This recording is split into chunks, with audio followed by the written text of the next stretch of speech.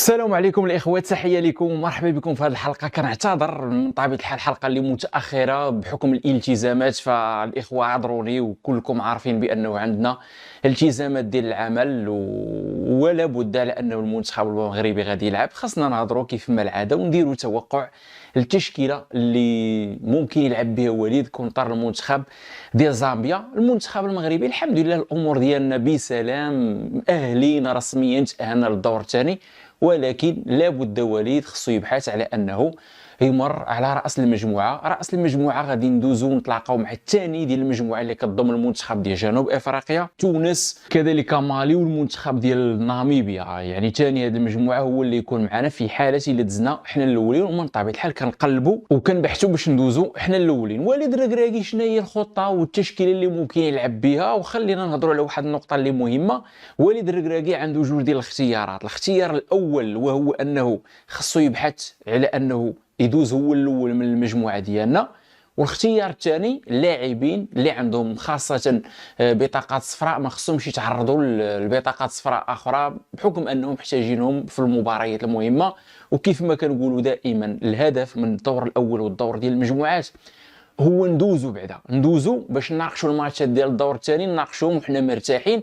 واهم حاجه باش تناقش الماتشات ديال الدور الثاني خاصهم يكونوا اللعابه ديالك كاملين، خاصه اللعابه اللي انت معول عليهم وكتعتمد عليهم، لاعبين اللي مهددين في حاله الا لعبوا ولا قدر الله خذوا بطاقات صفراء راه غادي نتحرموا منهم في الدور الثاني. سايس عنده صفراء، شيبي عنده بطاقه صفراء، سليم املاح عنده كذلك بطاقه صفراء، حكيم زياش عنده بطاقه صفراء، وكذلك امين عدلي عنده بطاقه صفراء. ثلاثه ديال اللعابه خاصه من هاد الخمسه مهمين في الدور الثاني، خصهم ضروري يكونوا، وبدرجه اكثر حتى اللاعب امين عدلي بحكم انه لعاب اللي مزيان، غير باقي ما خداش الوقت الكافي باش يعطي داك الشيء اللي كيعرف يعطيه هذا اللاعب هذا دفاعيا وكذلك هجوميا. اللاعب اللي واعر هجوميا راه كنعرفوا المستوى ديالو، وحتى دفاعيا اللاعب اللي كيشتغل وكيخدم مزيان.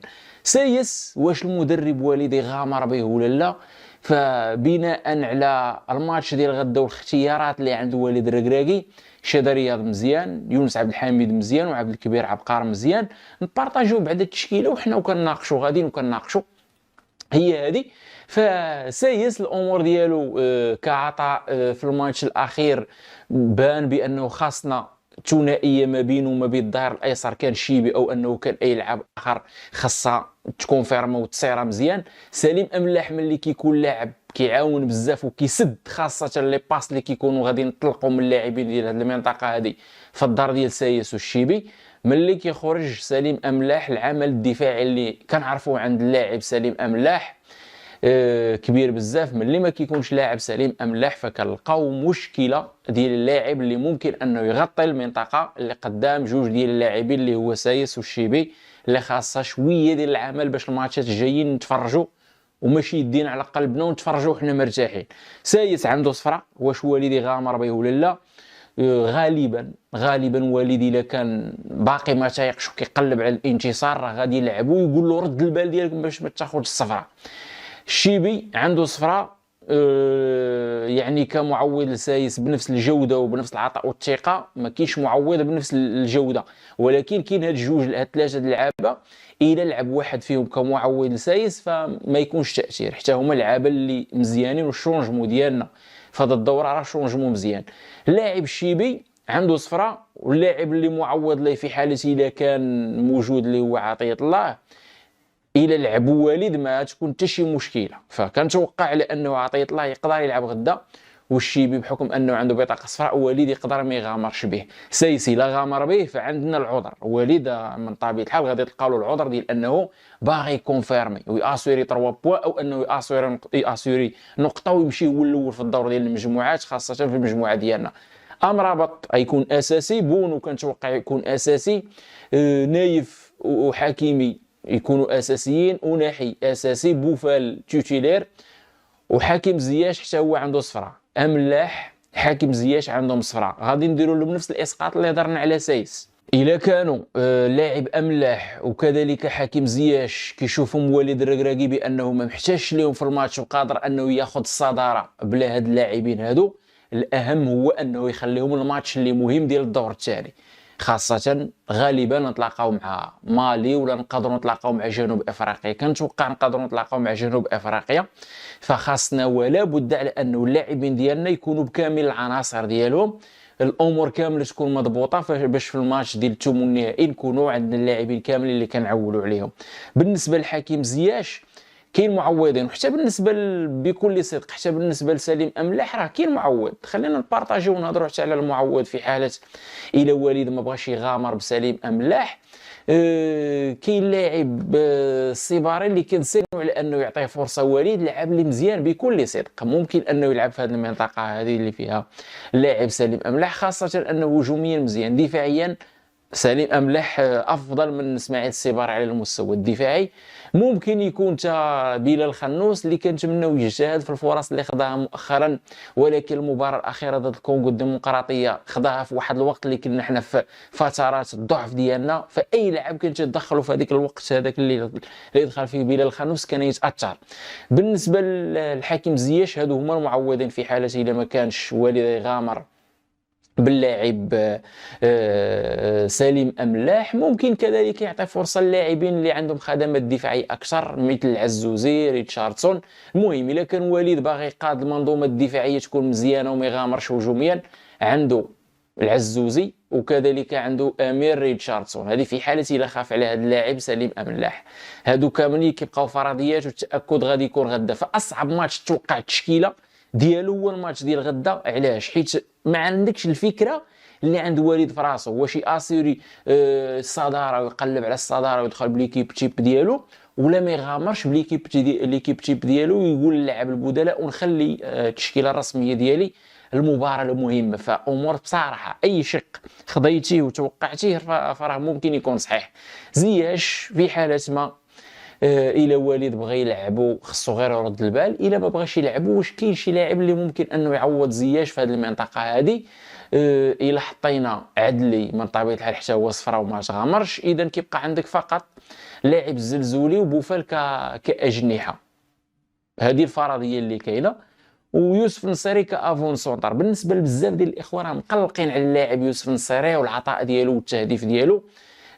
وليد الركراكي كنعرفوه كيلعب يوسف النصيري لعده اعتبارات، خاصه في الاعتبارات الدفاعيه ملي ما كتكونش عندنا الكره، كذلك القامه ديالو الطويله اللي كنحتاجوه ملي كنكونوا عندنا كره ثابته ضدنا، كورنير كوفرو في العاب اللي كيخدم وكيشتغل. ولكن بكل صدق يوسف النصيري معولين عليك اخويا. راه الماتش اللي فات ضد الكونغو الديمقراطيه جاوك شي فرص اللي كاينين شي مهاجمين في هذه كاس افريقيا جاوهم فرص في الوضعيه اصعب من الوضعيه اللي جاتك وماركاوهم هما ويوسف نصيري ما ماركاهمش. احنا داخلين على واحد المنعرج اللي ممكن الماتش كامل تقدر تخطف منه بيت واحد. باش تخطف بيت واحد ممكن يجيوك فرص اللي قليله، وفرص اللي قليله خص يوسف النصيري يكون موجود. بغينا النسخه ديال يوسف النصيري اللي كانت في كاس العالم اللي جاو فرص ترجمهم الاهداف وخلى الجمهور المغربي الكل يعترف بانه يوسف النصيري قطعه اساسيه ونعولوا عليه في ليكيب ناسيونال. ولكن في الماتش الاخر كنتفرجوا كنديروا استطلاع الراي، كنشوفوا التعليق ديال الناس، كنشوفوا الهضره ديال الناس في قهوه، كتشوف الجمهور والشارع المغربي، يعني ناس اللي كيتفرجوا في الكره اللي معصبين وكيساينوا من المنتخب يدير شي حاجه كيفاش كيهضروا. حتى الرؤيه ديالنا الشخصيه كنشوفوا بانه يوسف النصيري خاصو يزيد يخدم ويشتغل في الفرص اللي كتتاح ليه. بكل صدق يوسف النصيري الخدمه اللي كيدير دفاعيا الخدمه اللي ما كاينش بحالها في المنظومه ديال الوالد وهاد اللاعبين اللي كيتوفر عليهم، ولكن هجوميا بعض المره كيكون خارج التغطيه. تيسودالي ايوب الكعبي لعابه اللي حتى هما لعابه اللي في المستوى، لعابه اللي مزيانين، خاصه تيسودالي لعاب اللي فنان قدام الشبكه. خاص وليد حتى هو يعطيه فرصه. اسماعيل السيباري لعاب اللي كواري خصو ياخذ فرصه، وتيسودالي لعاب اللي كواري حتى هو خصو ياخذ فرصه. واش وليد كيحافظ على هاد اللعابه للدور الثاني؟ ممكن، ولكن خصهم ياخذوا بضع دقائق. وشخصيا لاعب مثلا امين حارس من المباراه الاولى ومن المباراه الثانيه خديت رؤيه بانه امين حارس باقي غارق في ذاك اللاعب الفردي وذاك اللاعب السلبي. ونبارطاجي معكم الاحساس ديالي، انا خايف من امين حارس بداك ستيل جو اللي عنده يسبب لينا في شي كونتر، وراه كان يسبب لينا كونتر داك النهار، وبسبب ديالو خدا امين عدلي صفراء. هذيك الطريقه ديال كتدخل للعمق وكتدخل لوسط الملعب وكتخلي انك تلعب بالقرار السهل، باساج مع صاحبك وتلعب السهله، كتولي باغي دريبلي وتولي تعاود عاوتاني لعب اخر كيزيد عندك، كتعاود انك دريبلي. راه كل ما بقيتي كدريبلي كل ما الكره ما كتبقاش كتحكم في السرعه ديالها، بحكم انه حتى اللاعبين ديال الخصم كيوليو قاصدينك، فشي خطا في الدريبل ديالك كنوليو في مشكله.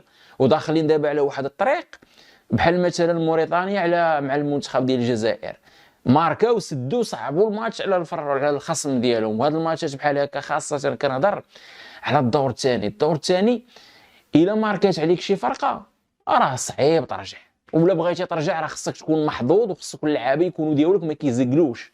وحنا فما بالك كيتيحوا لينا بزاف ديال الفرص جاونا في الماتش الاول وفي الماتش الثاني وما ترجمناهمش لبيوتا. باش انه هذا العدد والكم الكبير ديال الفرص ما كترجمهمش الاهداف. الماتشات ديال الدور الثاني الا مشات ماركات عليك شي فرقه راه ما تخليكش اصلا دير هذوك اللعب باش انك تخلق فرص. راه في الاول كيكونوا محلولين، ولكن الا مشات شي فرقه ماركات عليك تذكر ما تضرب لك الساقطه وتسورت مزيان وتخبي لك داك الساروت في شي ماريو قديم ولا شي مخده قديمه، وجلس انت كتقلب على باش تحلو باش تماركي. ودوزنا سيناريوهات بحال هادو، منهم السيناريو الشهير كونتر المنتخب ديال البناء. فكنتمنى المنتخب المغربي واللاعبين ديالو يكونوا نكونوا واقعيين مع روسنا.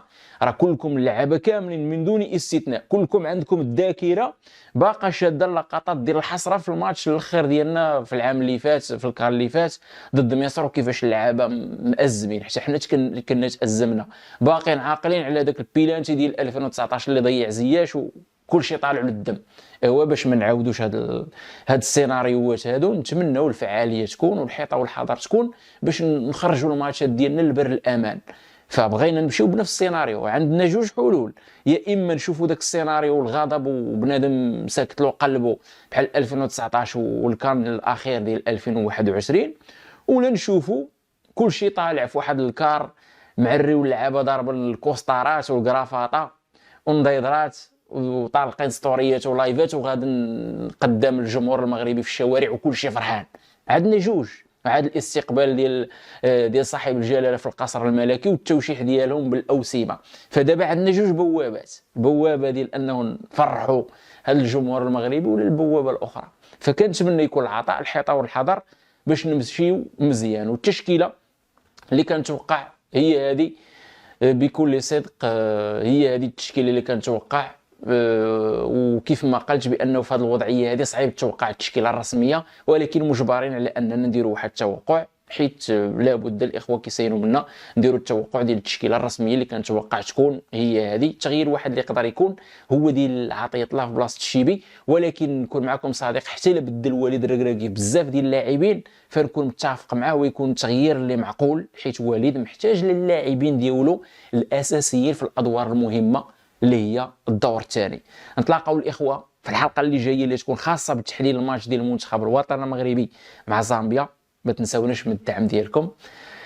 استودعكم الله، السلام عليكم ورحمه الله.